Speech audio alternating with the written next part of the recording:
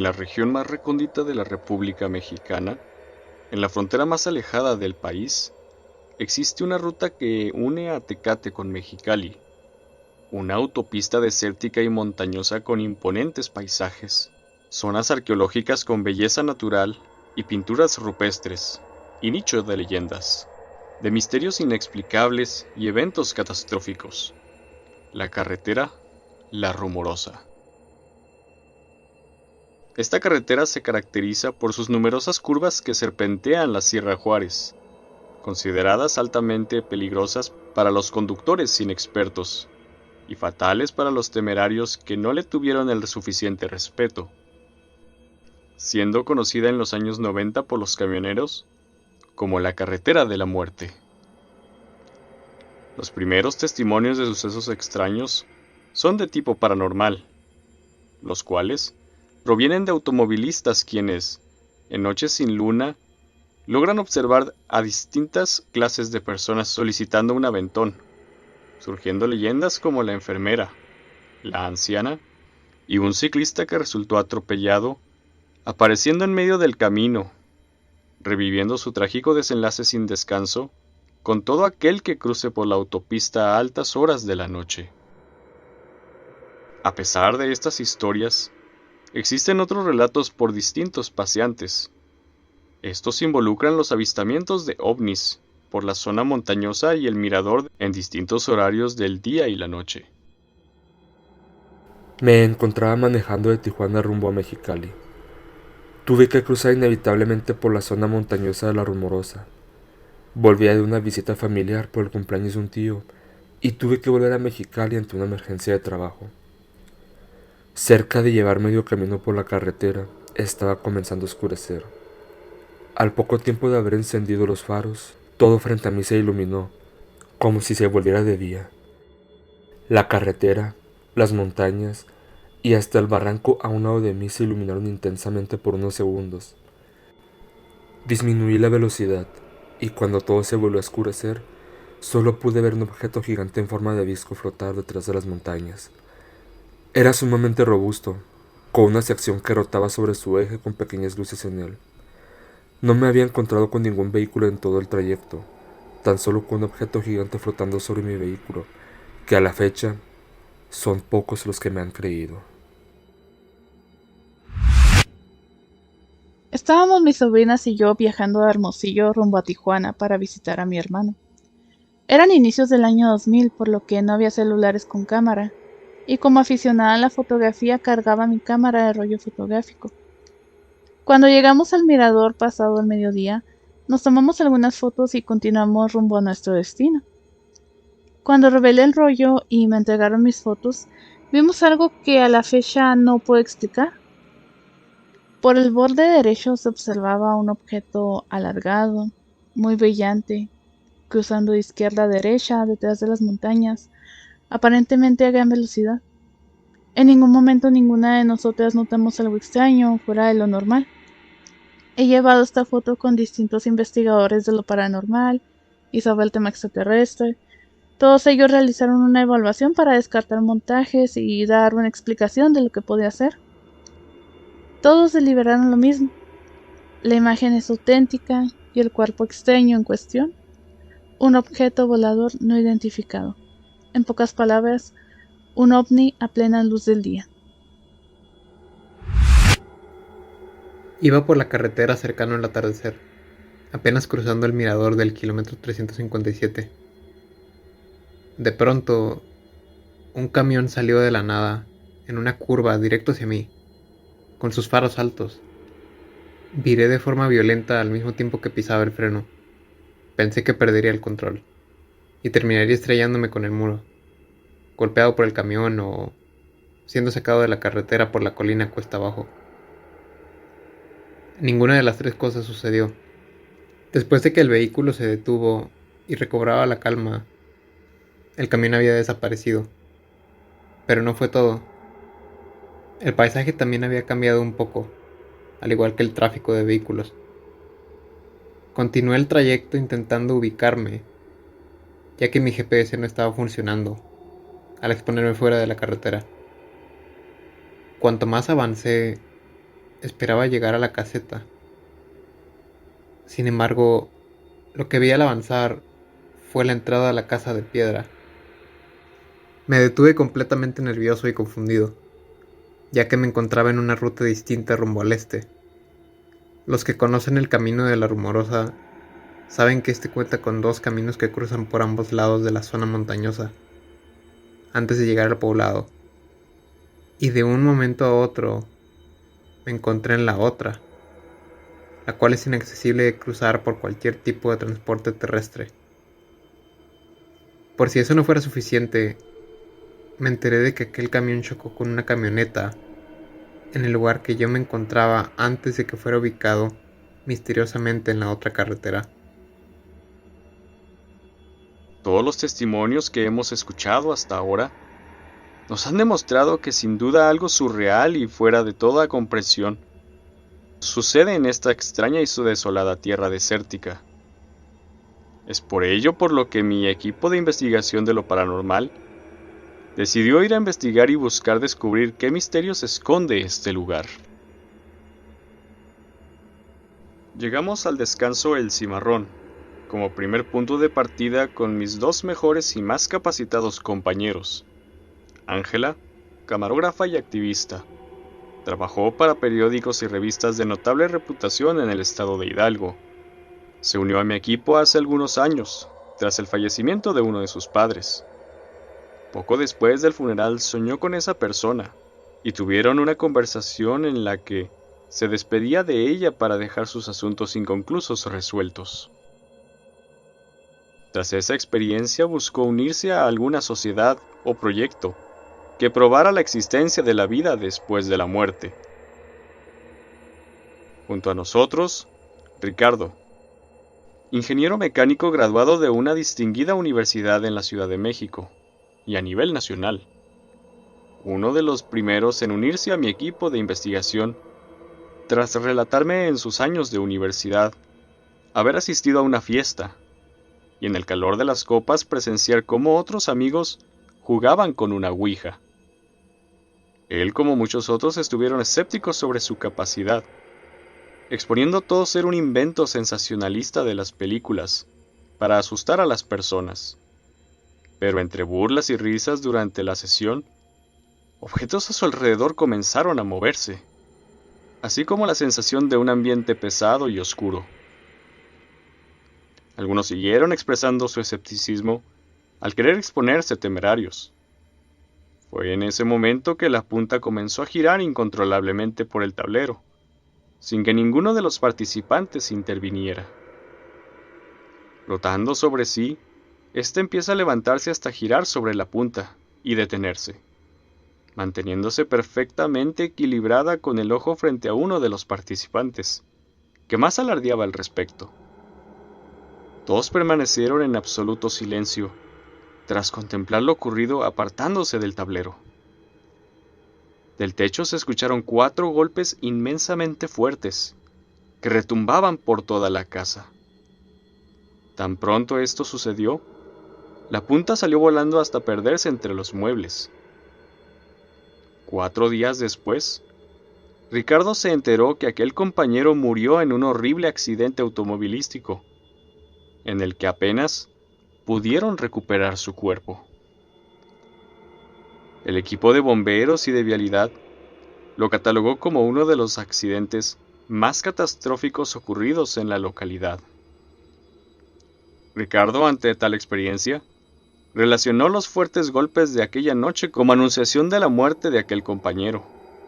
Comenzó a indagar sobre lo paranormal y a tomarse en serio la existencia de los planos astrales, enfocando todos sus conocimientos para crear artefactos al tener la hipótesis de que si estas entidades pueden cruzar al plano físico, deben dejar rastro o alterar el espacio, desarrollando así aparatos análogos que detectaban los campos electromagnéticos causados por la actividad paranormal.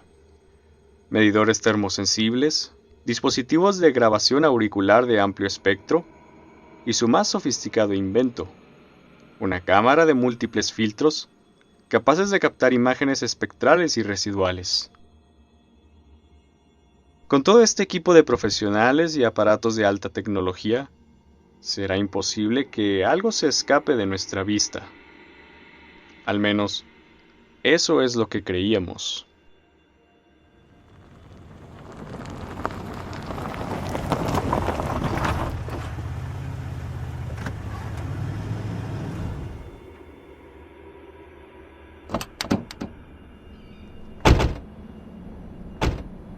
¿Qué se supone que vamos a hacer aquí?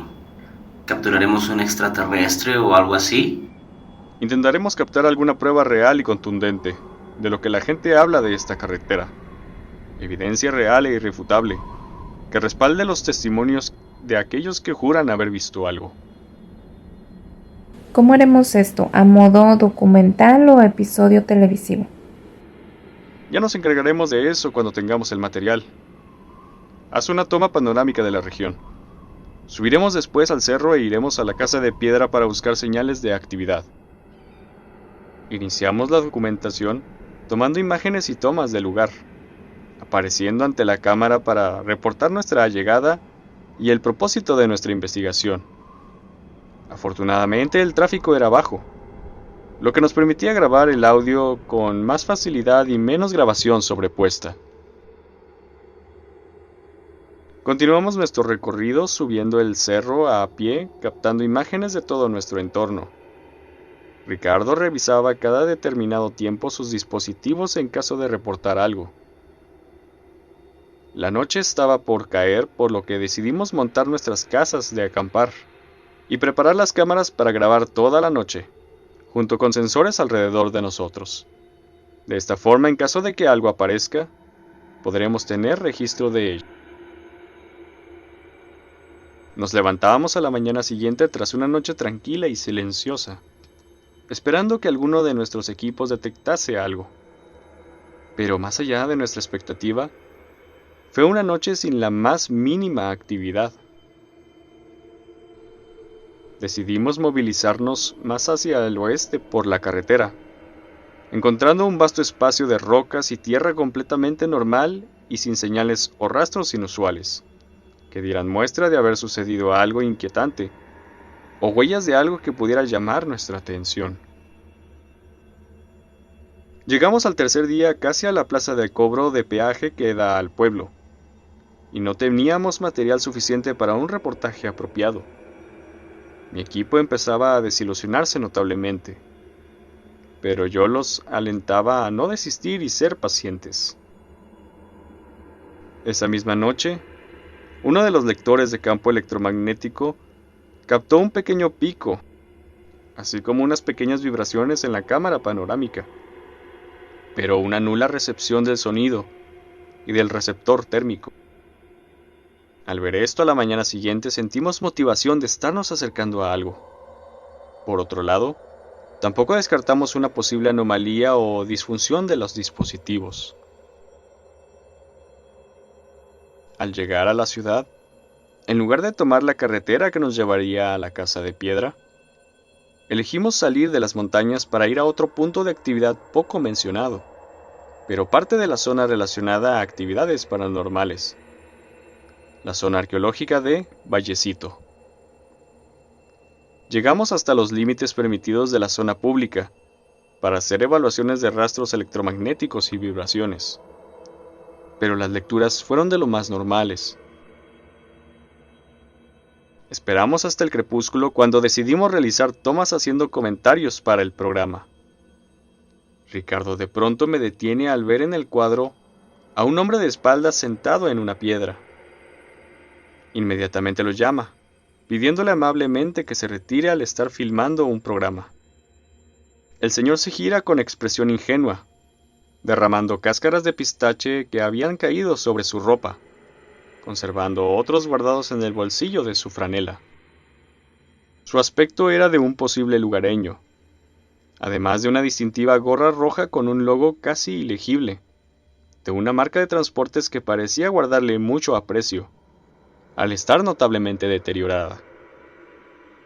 El hombre se presentó inmediatamente, respondiendo al nombre de Francisco, pero que podrían llamarlo Pancho, ya que así lo llamaban todos a quienes conocía. Nos pareció alguien simpático a pesar de mantener una postura seria ante él, y al solicitarle tajantemente que se retirase para permitirnos grabar nuestras tomas. Pancho nos preguntó quiénes éramos y lo que teníamos con nosotros, por lo que Ricardo solo dio una explicación general e insistió lo más amablemente posible que se retirara. Supe que si aquel hombre seguía curioseando podría hacerlos tallar violentamente, ante la frustración de no estar obteniendo algo significativo como lo esperábamos, por lo que me preparé para ser el próximo en invitar al hombre a dejarnos trabajar tranquilamente. Sin embargo, este procedió a retirarse amablemente casi al mismo tiempo que había pensado en intervenir. Sin la presencia del señor continuamos trabajando con diferentes panorámicas. Caminamos poco más allá de los límites permitidos al público, intentando captar algo con nuestras cámaras encendidas en todo momento. Caída la noche, nos detuvimos a conversar sobre qué hacer ante la falta de material paranormal y tener solo tomas geográficas de la zona. Los ánimos se calentaron un poco ante la frustración. Justo cuando estábamos a punto de rendirnos y abandonar la investigación, un gran resplandor verdoso junto con una ráfaga de aire captó nuestra atención. El resplandor duró al menos 2 segundos, y el lector del campo electromagnético se disparó en el momento en que la ráfaga nos golpeó. Casi al unísono tomamos las cámaras y medidores, caminando rumbo al lugar del destello, el cual observamos detrás de una loma a 800 metros de distancia al noroeste. Al llegar a la loma y rodearla por una planicie, nos encontramos con una región irregular e inesperada. Nos encontrábamos en el borde de una loma poco pronunciada libre de vegetación, rodeada por elevaciones rocosas de por lo menos 1 kilómetro de diámetro. Inmediatamente tomamos nuestras cámaras y grabamos lo mejor posible aquel lugar. Apuntando con nuestras linternas, encontramos una abertura justo detrás de la loma de donde detectamos el resplandor.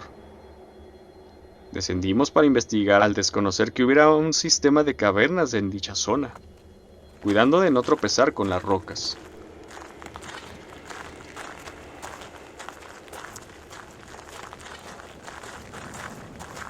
Al llegar hasta la entrada de la abertura, nos sorprendimos al ser esta más grande de lo que parecía a simple vista.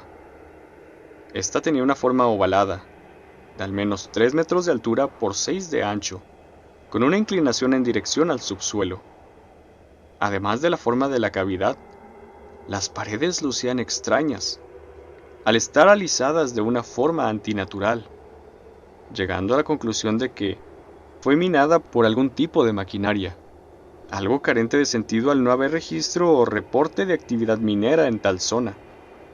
Más importante aún, el difícil acceso de vehículos a este lugar. Permanecimos en la entrada tratando de averiguar su propósito. Al estar en un lugar remoto y no tener las características de ser una caverna natural, donde no haya intervenido la mano del hombre, así como de discutir su exploración sin tener el equipo apropiado para aventurarnos en la oscuridad de la noche, así como también preocuparnos por la integridad de nuestras cámaras. Tras evaluar esos puntos, optamos por volver a los vehículos para guardar el equipo y descansar, para explorar la caverna a primera hora del día. Al despertar a la mañana siguiente, volvimos a aquella extraña cueva con equipo más ligero y linternas para explorar el interior de la caverna. Grande fue nuestra sorpresa cuando al mirar detrás de la loma, en lugar de haber una cavidad subterránea, había un muro sólido de piedra. Descendimos inmediatamente para cerciorarnos de que no estábamos ante un fenómeno óptico. Es imposible. Todos estuvimos en la entrada anoche, ¿cierto? No fue un sueño, ¿o sí? ¿Cómo va a ser un sueño si estuvimos involucrados? Hay reportes que exponen la posibilidad de sueños compartidos bajo conciencia. Eso lo viste en una película. La película está basada en ese experimento. El que hayan hecho una película no significa que refuten su veracidad. En la mayoría de los casos las películas exageran los hechos como simple entretenimiento sensacionalista. Ya fue suficiente. Ricardo, tomaste video de la cueva, ¿no es así? Muéstranos la grabación para comprobar que estaba aquí. Claro, tengo la memoria SD aquí. Solo permíteme. Ricardo cambia la memoria de la cámara grande a la GoPro para poder apreciar como evidencia lo que vimos ayer en la noche. Como todos sabíamos, estábamos en el mismo lugar en donde frente a nosotros se supone había una cueva, pero ahora ya no había rastro de ella. Confundidos y desanimados, expuse de forma analítica estar en presencia de un suceso sobrenatural. Inmediatamente solicité grabar otro segmento en ese instante, exponiéndolo como un evento multidimensional en el que, ante razones desconocidas, nuestra dimensión se sincronizó con la de otra realidad, en la que había una caverna. Al decir esto, rodaríamos las imágenes de la noche anterior como evidencia. De forma abrupta, el lector de actividad electromagnética de Ricardo comenzó a sonar. Todos dirigimos la mirada hacia él y su dispositivo, observando el lector moverse como un metrónomo por algunos segundos. Ángela inmediatamente activó su cámara especial. Al preguntarle lo que veía, se detuvo ante la pared de piedra con gran sobresalto. Ella acercó la cámara hacia nosotros al no encontrar palabras para describir lo que estaba observando tras la lente. Al mirar la pantalla digital, sostuvimos el aliento logrando solo escuchar el soplo del viento. La cámara modificada mostraba un enorme punto negro ovalado en donde debería estar la cueva. Intentamos moverla a diferentes puntos para descartar una descompostura en la lente, y no había falla alguna. Sin duda había algo detrás de lo que era un muro sólido de piedra a simple vista. Pero nos confundía el hecho de que aquel filtro no era un lector de rayos X. Devolvimos la cámara al no encontrar explicación. Ella, al tomarla, observa otra mancha oscura detrás de nosotros. Al solicitar movernos un poco, observó una mancha en forma de triángulo isósceles casi perfecta, a 140 grados del muro donde debía estar la cueva ovalada. Inmediatamente nos dirigimos y encontramos una cavidad de 2,5 metros por 1 de ancho de base, apenas ideal para que una persona de estatura promedio pudiera ingresar. Al mirar el borde de las paredes, descubrimos ser idénticas a la cavidad ovalada. Inmediatamente me dispuse a entrar, mientras que el resto titubeó un poco ante lo claustrofóbico de la apertura. Alentándolos a aprovechar esta oportunidad, lograron seguirme a lo que parecía un lugar en el que nunca alguien había estado. Caminamos agachados la mayoría de lo que pareció un tramo de 10 metros con una leve inclinación de descenso. En el camino, Ricardo resaltó el hecho de que no escuchó ningún animal, ave o insecto alrededor de esa zona, un aspecto que reforzaba nuestra creencia de estar en un lugar de concentración energética. Al llegar al final del corredor, nos encontramos con una cámara un poco más amplia bajando por una superficie de 1 metro, como si estuviéramos entrando por una ventana. Al explorar este espacio, notamos que el lugar estaba también trabajado por herramientas, lo que seguía siendo para nosotros un gran misterio. La cámara tenía una forma rectangular de apenas 2 metros de alto por 4 de ancho. Este no tenía vigas o soportes, al ser el techo de piedra sólida, al igual que las paredes, lo que implicaba un tipo de maquinaria moderna, aspecto que dejaba más dudas con cada avance que hacíamos. El pasillo se extendía haciendo una curva a la derecha. Inmediatamente le solicité a Ricardo hacerme una toma, exponiendo haber logrado entrar a lo que parece ser una red subterránea con motivos hasta el momento desconocidos. Estaríamos exponiendo imágenes de los hallazgos que hayamos logrado haber hecho avanzando hasta donde este sistema de túneles nos permitiese. Continuamos por el corredor por aquella curva, solo para encontrar que éste se extendía en línea recta. Al mirar hacia él, supimos que estábamos ante algo de naturaleza no humana, así que solicité a mi equipo tener a la mano sus equipos de rastreo paranormal, los cuales no parecían funcionar correctamente. Como pasaba con el lector de ondas electromagnéticas, el cual pasaba de 0 a máximo en intervalos de 2 segundos de forma constante, como si fueran pulsaciones de electromagnetismo. La cámara, por otra parte, revelaba una pantalla oscura. Mientras avanzábamos, tuvimos esa peculiar sensación intuitiva de encontrarnos en un lugar en el que no deberíamos estar por nuestro bien e integridad personal. Por otro lado, aquella no era la primera vez en que todo nuestro ser nos advirtiera de estar en peligro, por lo que seguimos avanzando sin titubear.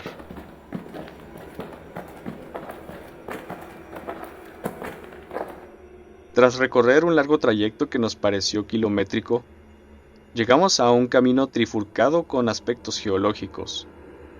Debatimos cuál camino tomar, rechazando rotundamente la idea de separarnos, por lo que utilizando nuestros dispositivos, buscamos el campo con las ondas más fuertes y constantes, siendo la entrada derecha la más fuerte. Nos adentramos por la cueva, la cual continuaba en descenso de forma pronunciada. Ángela termina por tropezar y cae de frente perdiéndose en la oscuridad, avanzando con rapidez, pero con cautela para evitar caer. Imaginamos que la pendiente era extensa al no escuchar que golpeara con algo, por lo que la llamamos en nuestro camino, respondiendo a encontrarse bien, lo que nos llenó de alivio. Al avanzar unos pasos más nos encontramos con un borde de lo que parecía una gran grieta, lo que nos confundió de cómo fue que Ángela pudiera contestarnos de estar a salvo. Ella al vernos proyecta su linterna para ubicarla. Quedamos apabullados de verla ponerse de pie sobre la pared, del otro lado de la colina. Vamos chicos, bajen. Este lugar parece estar repleto de agujeros, así que tengan cuidado. ¿Bajar? Parece que aún no te has dado cuenta, pero estás parada sobre la pared. ¿Pared? ¿Cómo puedes decir eso? En ese caso estaría cayendo. Debe ser una mina de piedra magnética. Hay múltiples aberturas en todas partes. ¿Estás seguro de lo que dices? Creí que los imanes solo atraían el metal, no afectar la gravedad del centro de la Tierra y volar las leyes de la física. Debemos estar cerca de algo que debe estar afectando las condiciones naturales de este lugar.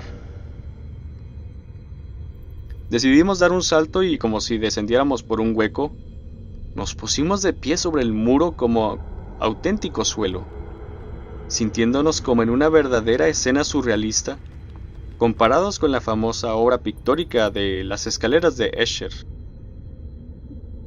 Al revisar nuestros aparatos, estos se apagaron automáticamente desde antes de encontrar el lugar. Estuvimos de acuerdo y casi seguros que era debido a la alta lectura que estos pudieran detectar. Afortunadamente las linternas, como las cámaras, funcionaban correctamente, tomando imágenes del lugar e incluso arrojando piedras al aire, solo para verlas flotar antes de tomar dirección a una de las cavidades por la fuerza magnética. De pronto escuchamos un gran estruendo junto con un fuerte temblor que nos puso en alerta.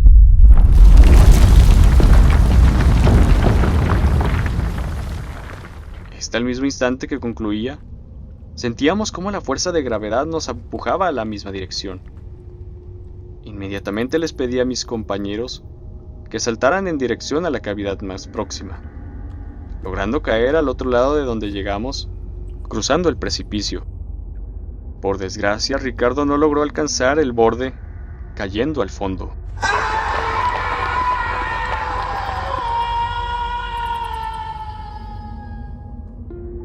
Lo llamamos con todas nuestras fuerzas por casi 15 minutos sin recibir respuesta de su parte, asumiendo lo peor. Tras haber perdido no solo a uno de mis mejores compañeros, sino a un amigo cercano, nos levantamos para seguir y buscar la salida de aquel lugar.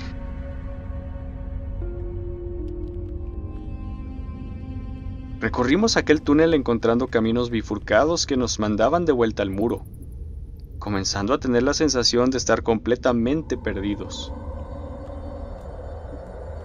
Tras querer estar tomando el mismo camino constantemente, optamos por marcar las entradas para buscar evadir e ir por el mismo lugar, utilizando una tiza que empleábamos para marcar posiciones de los tripiés para ciertas tomas.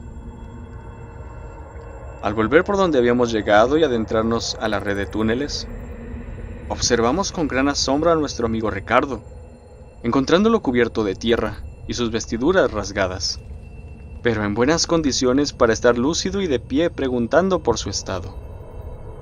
Me encuentro bien. Parece que la caída no fue mortal. O tuve mucha suerte. ¿No viste alguna salida o pasaje donde hubiera luz? Solo me levanté y caminé por el primer túnel que tenía cerca. ¿Había más cerca? Creo que sí, pero era para el otro lado de la dirección que veníamos. Al exponer que estábamos dando vueltas en círculos por aquella red de túneles, le pedimos nos llevara a aquella dirección. Al llegar al suelo de donde había despertado, observamos que había agujeros que aún llevaban más profundo aquella grieta, por lo que cruzamos con cautela evitando separarnos. De pronto escuchamos movimiento entre los túneles superiores, alertándonos de que no estábamos solos, por lo que nos concentramos en buscar la salida de ese lugar, al estar mayormente nerviosos y poder empezar a imaginar cosas. Tras cruzar el túnel del otro lado, nos encontramos con un camino de dirección ascendente, lo que nos alentó a poder encontrar la salida.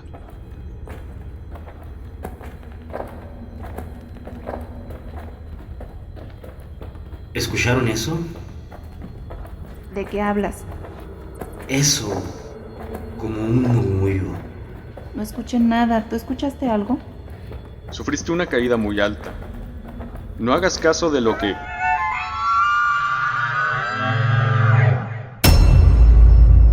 De pronto los tres logramos escuchar un rugido que no parecía venir de algo que conociéramos. Al saber que no estábamos solos, optamos por correr a toda prisa.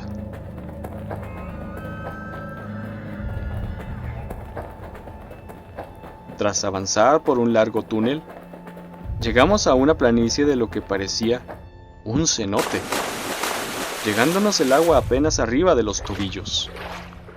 ¿Dónde rayos estamos? Esto no tiene sentido. Un lugar como este no debería existir aquí. Antes de que alguien pudiera decir algo, el suelo retumbó de forma violenta. Apenas retomábamos el equilibrio, la gruta entera comenzó a vibrar, sintiendo cómo el suelo comenzaba a elevarse. El agua comenzó a drenarse de los bordes entre las paredes de aquel espacio, mientras el suelo se elevaba cada vez a mayor velocidad.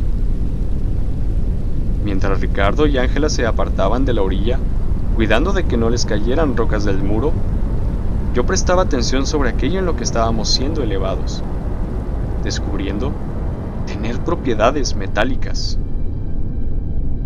De forma repentina, en cuestión de segundos, llegamos a la superficie sin que ningún escombro de piedras y polvo nos cayera encima. Inmediatamente saltamos fuera de aquella plataforma al verla seguir elevándose, pero ahora a una velocidad moderada. Al darnos la vuelta observamos un gran disco envuelto en luces y anillos giratorios con antenas en el centro, casi en forma de cono invertido. Justo cuando sacamos las cámaras para enfocar y capturar aquel objeto desde tan corta distancia, el ovni se elevó a gran velocidad ante un destello verdoso y una ráfaga de aire, perdiéndose en el cielo nocturno, quedando sin palabras de lo que acabábamos de presenciar.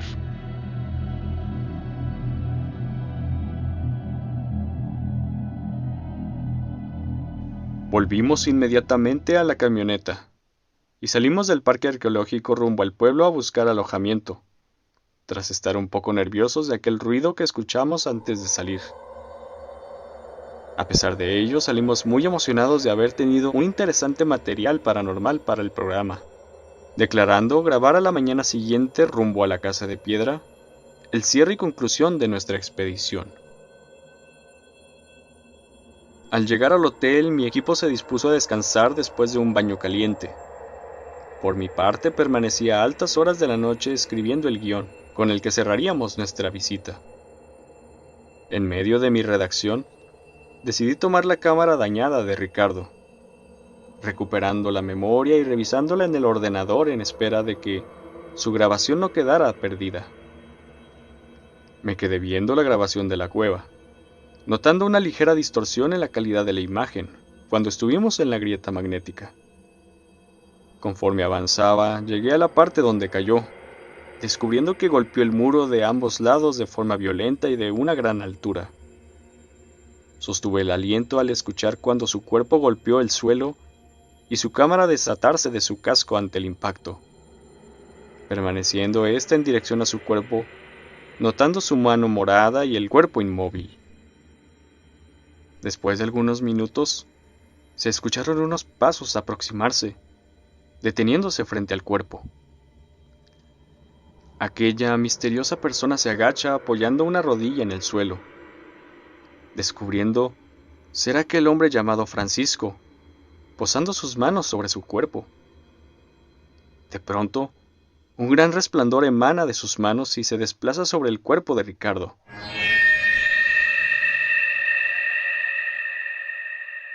El resplandor encandila la lente y casi distorsión de la imagen. Pero al revisar la grabación, la silueta de Pancho había cambiado por la de un ser grisáceo de extremidades largas y delgadas, y una cabeza ovalada.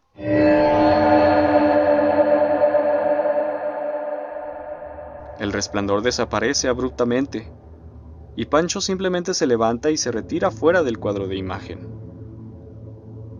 En cuestión de segundos, Ricardo se levanta completamente ileso, sacudiéndose la tierra y tomando la cámara para volver a colocarla sobre su cabeza.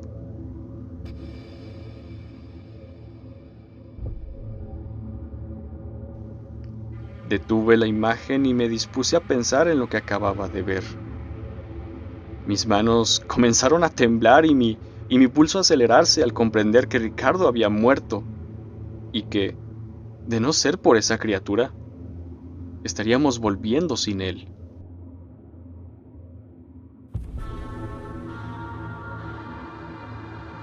A la mañana siguiente nos dirigimos a la Casa de Piedra a grabar el desenlace.